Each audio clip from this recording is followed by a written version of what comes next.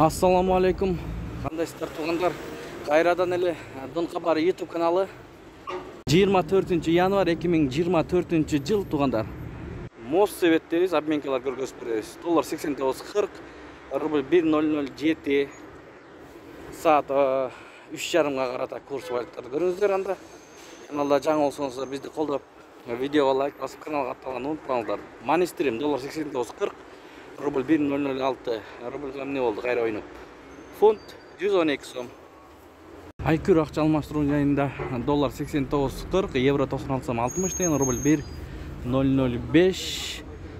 Байтүшүм банк менен бирдей болуп атат, рубль 1.005, доллар 89 сом. Код акча алмаштыруу жайын көрүңүздөр. Доллар 89.40, рубль 1.006, казак теңгеси 0.13 тиен. Инвест акча алмаштыруу жайы менен жыйынтыктайбыз.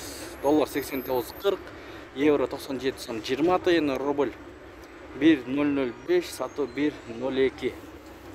Ушу менен видеону аяктайбыз туугандар. Сак саламатта туруңуздар.